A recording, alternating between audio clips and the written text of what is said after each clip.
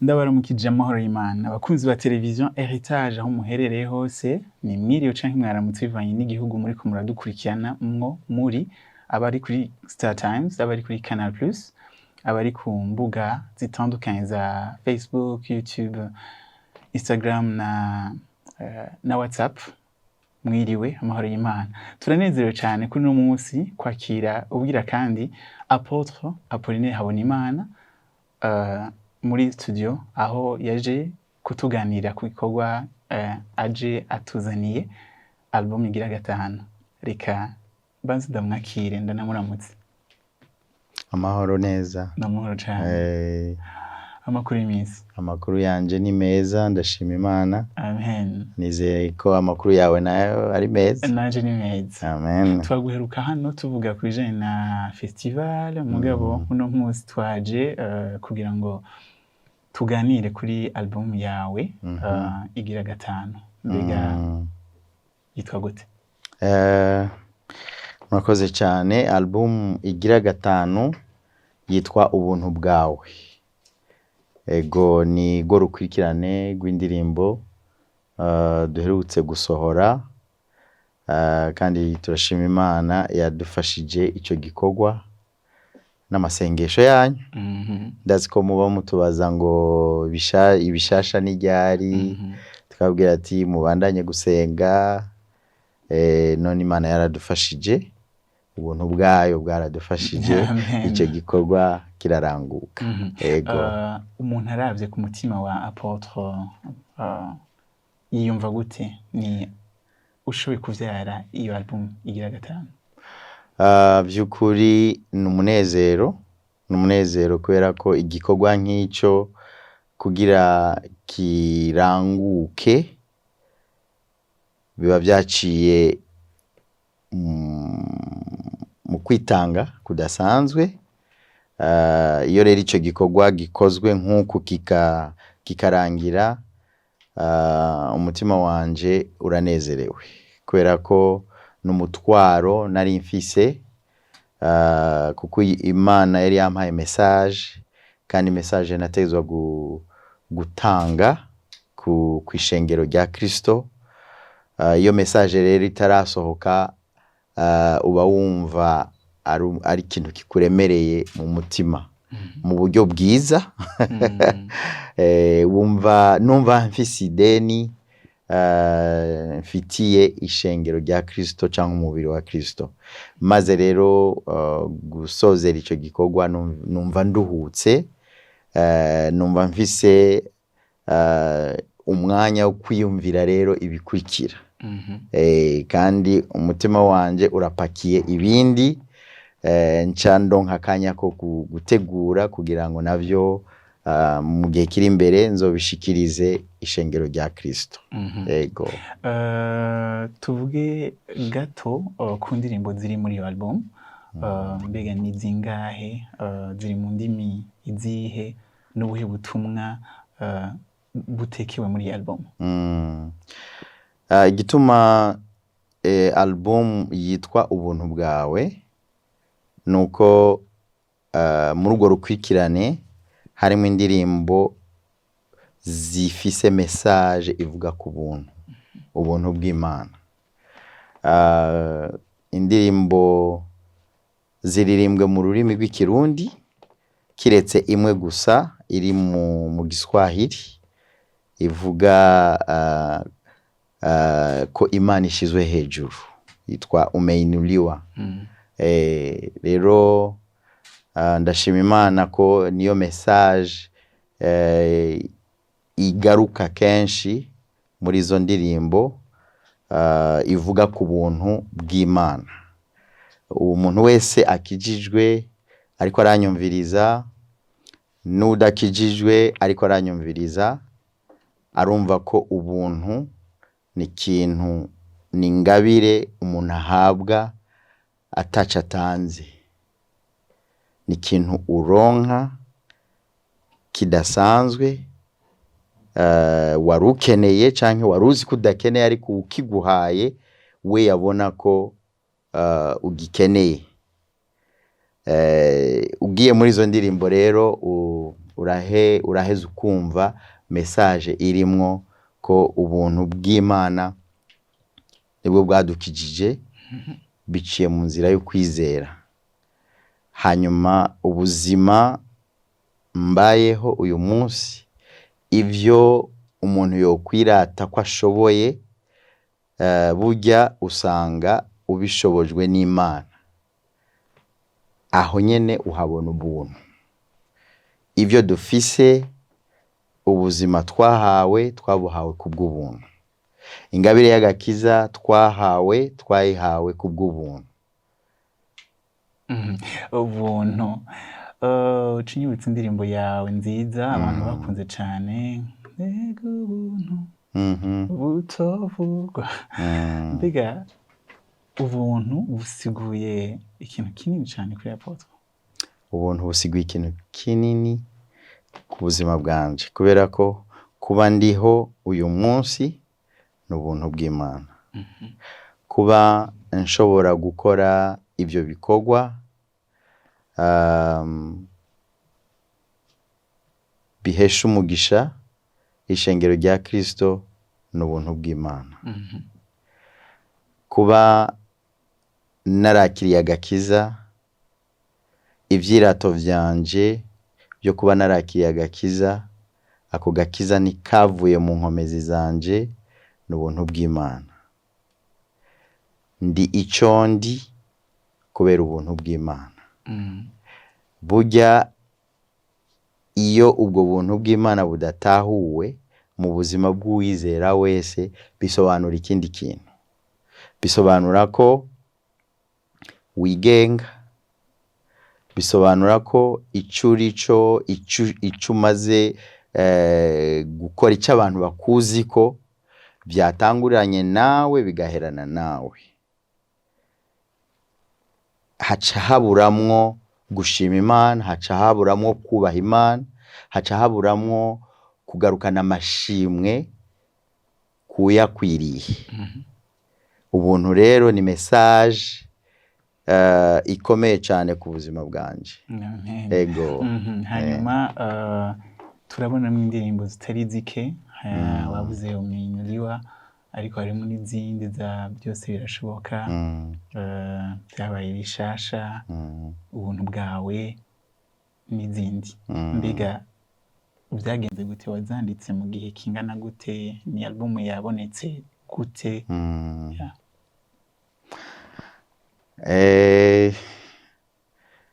Ndashobora kudatora neza umwanya nazanditsemwo, kubera ko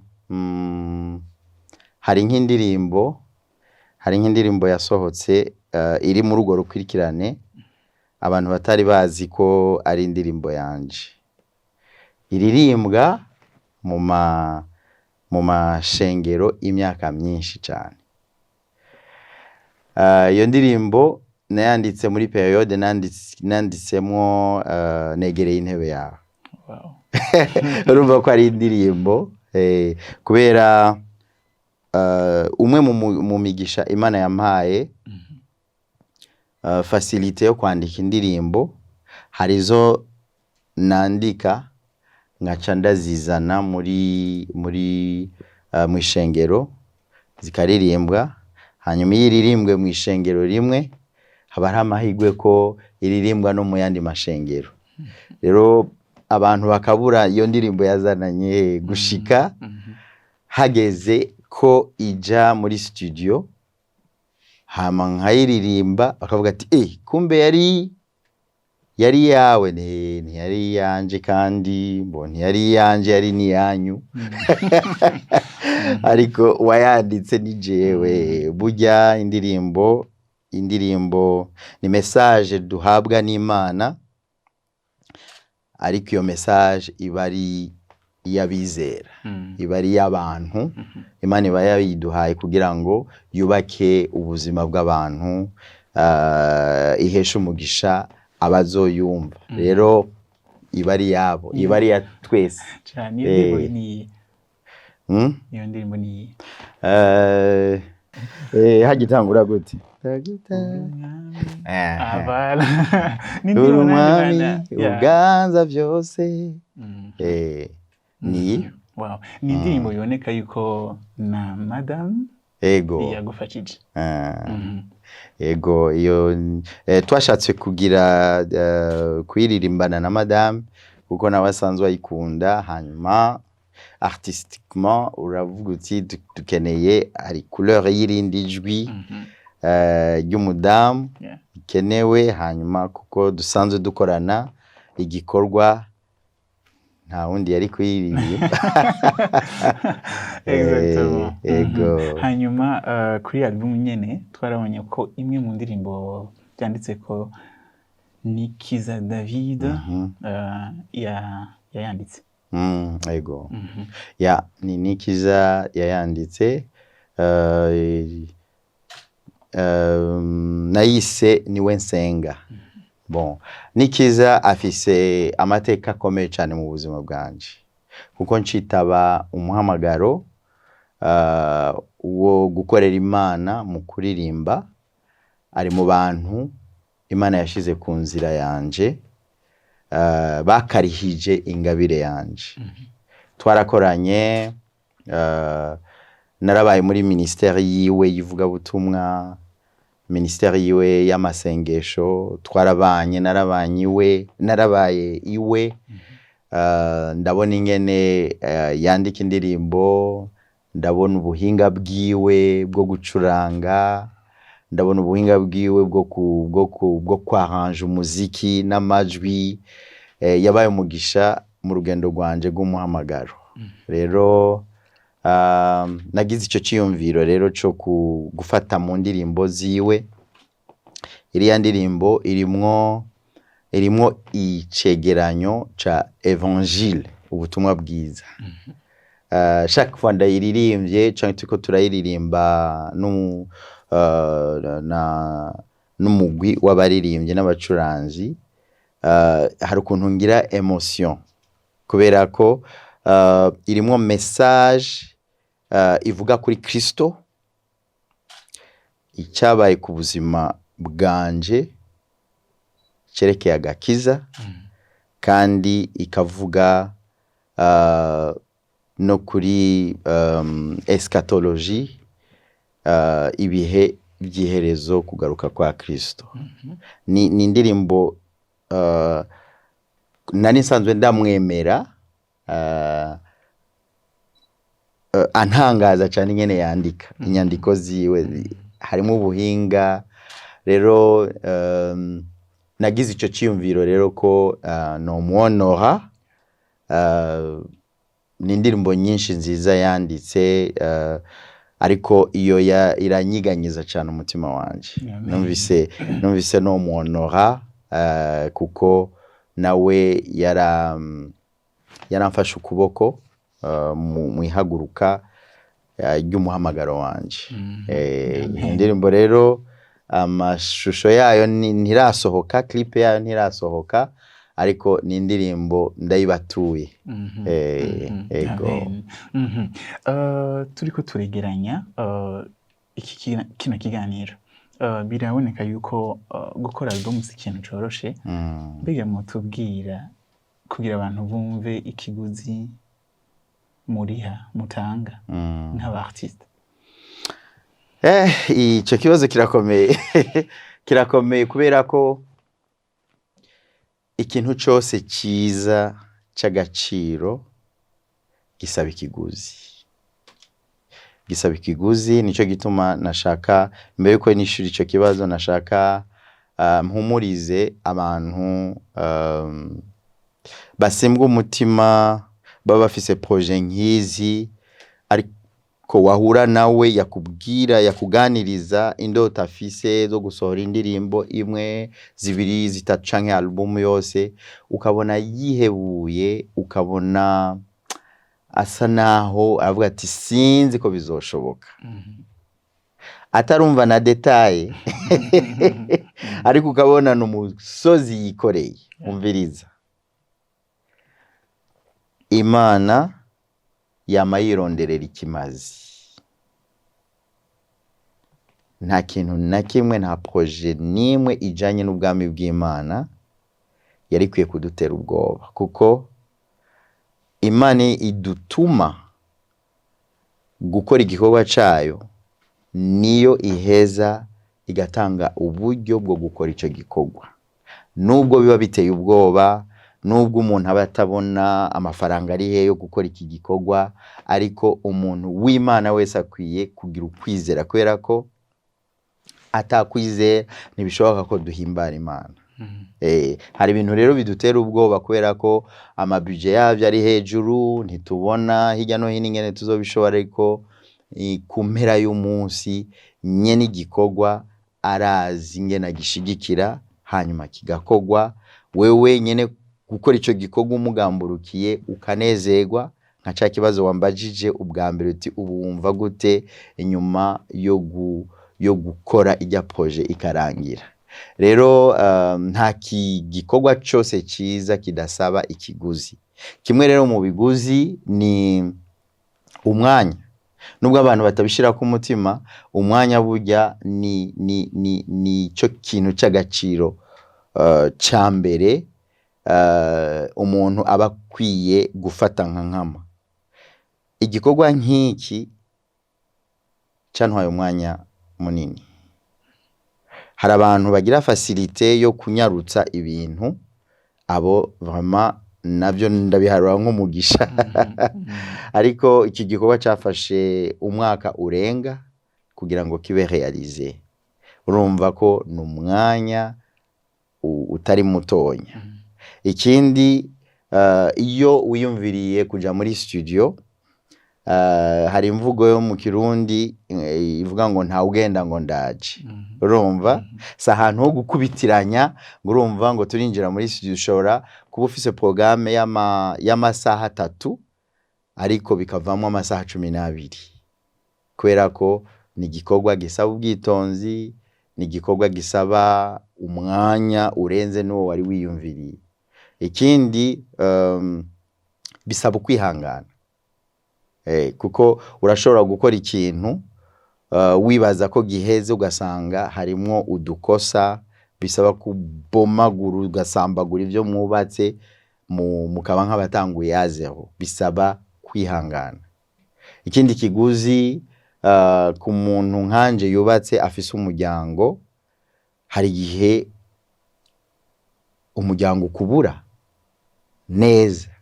Heureusement ko baba bazi ivyo urimwo, ariko hari igihe iki gikorwa kiratuma ugenda kubera ko umwanya wibaza biri bumare atari wo bimara. Ayo maka arabaho kenshi cyane.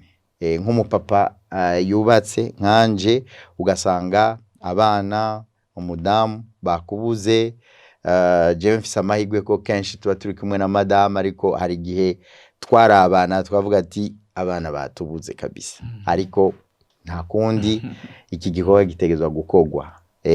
Hanyuma ikindi ni uburyo, bitwara amafaranga menshi. Amafaranga nibaza ko bitari ngombwa kuyavugira hano, ariko abamenyereye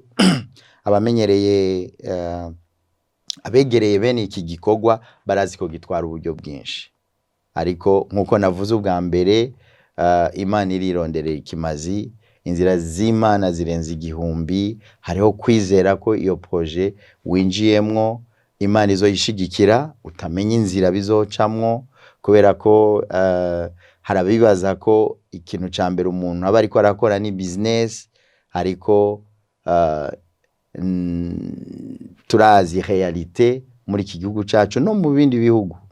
Maze guhura n'aba artiste benshi bari muri uyu muhamagaro, ababigiyemo bibaza ngo bagiye guca agafaranga, bagasanga ahanini no muhamagaro.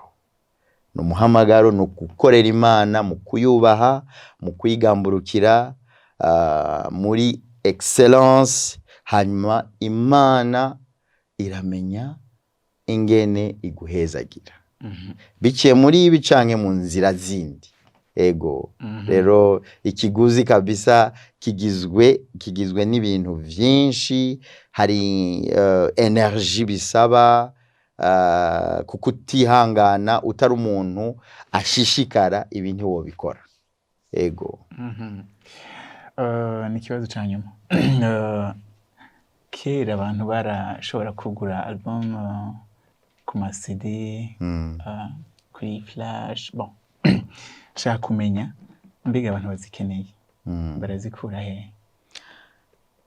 Abantu bazikeneye barazikura ku ma flash. Hari ama flash tuba dufise ari disponible, ariko uburyo bworoshe cane ni ku mbuga za Spotify. Iyo niho album iri, album zitatu ndibaza ziri kuri urwo rubuga. No kuvuga ngo urashobora kugura online, ngira ngo iyo mvuga ica yumvikana. Ego, nibwo buryo bworoshe ubu, kubera ko ubu nubwo tuvuga ngo ama flash disk harabadafise mu maradiyo yabo canke mu mamodoka yabo ama appareil afise iyo facilité ya flash. Rero aho vyoroshe ni ku matelefone. Matelefone naho ni kuri izo mbuga. Ego. Nake kajambo wumva worangiriza ko na cane cane utera n'intege n'abandi bari muri kino gikorwa? No sozera kuri iri jambo, abariko baranyumviriza, gukorera Imana n'iteka imbere y'ibindi vyose, kubera ko ubuzima bwacu Imana yadutije tubaho kuri iyi si ntitubukoresha ibyo dushaka. Iki gikorwa hari igihe abantu bageragezwa bakakironderamwo kumenyekana, kubaka amazina yabo, kandi izi ndirimbo zivuga Kristo ko ari washirwa hejuru. Ugasanga abantu rero Imana yisoma mu mitima, iramenya motivation zacu. Bamwe rero bakabigiramwo amasanganya, ivyo bari biteze ntibabibona ako kanya, hanyuma hakavamo kwidoga, hakavamo kwidogera igihugu, kwidogera amasengero, kwidogera abarongozi n'uburongozi. Ibyo byose nukuri ubugiye ku ruhande rw'Imana yagutumye gukora. Kimwe mu vy'Imana izotubaza igihe tuzorenguka imbere yayo, izotubaza ko twabaye abizigirwa mu byo twatumwe. Iyo umuntu ahagaze mu bwizigirwa agakora ico Imana atahura neza ko Imana yamutumye, Imana ntigideni. Nashaka rero kuremesha abantu bose bari muri iki gisata ko boba abizigirwa mu byo bizera ko Imana yabatumye. Abandi batumviriza nabahezagirwa n'ibikorwa nk'ibi. Ntibigarukire mu guhezagirwa no kuvuga ngo mwene data n'ukuri ndamwumvirije, umuririmbyi kanaka, umucuranzi kanaka ndamwikundira. Umviriza, ntibikwiye guherera ngaho. Ibe iki gikorwa kirakeneye gushigikirwa. Umuririmbyi wo mu ishengero ryawe amaze gusohora album canke atarayisohora, arakeneye ukuboko kwawe. Si isengesho gusa akenewe, isengesho ararikeneye, ariko arakeneye ko ukora mu mufuko, kuko ubutumwa tubwakira ku buntu, ariko kubushikiriza abandi busaba uburyo bw'amafaranga. Nashaka rero nshimira abantu bafise uwo mutima wo gushigikira ibi bikorwa. Mukomerezaho, mubandanye, kuko Imana mukorera mu gushigikira ibi bikorwa izobahemba kandi izobagurira imbibe. Turabashimira rero igihe cyose muba hafi gushikira ibikorwa, hanyuma babikora namwe ndabateye intege. Iyo uri kuraraba hirya no hino ukabona umenga nta muntu ariko arakubona, wowe tera intambuko ya mbere kandi gira ukwizera. Imana yaguhamagaye niyo kwizerwa, kukwagura, kugukuza, kugira umugisha ku ishengero ryawe usanzwe ukoreramwo, ku gihugu no ku mahanga. Imana nta ngorane bifisemo. Wewe hagarara mu kibanza cawe kandi ubu mwizigirwa, hanyuma ukore neza ibyo ukwiye gukora. Imana ibahezagire. Amen. Merci beaucoup. Ni dufise guitare canke yindi instrument muga turashaka kutugira akantu gato ku buntu bwawe. Ndagushimiye ingene wamunyitwararika, ubuntu bwawe Yesu nibwo bunshikanya. Amen. Amen. Amen. Urakoze cyane. Nibaza ko mwaryohewe, mwagize ibihe byiza. Muri kino kiganiro mwumvise ibitari bike kuri iyi album ya Apollinaire igira gatanu. Mujishikare kuja kuraba iyo album kuri Spotify no kwindi mihora itandukanye.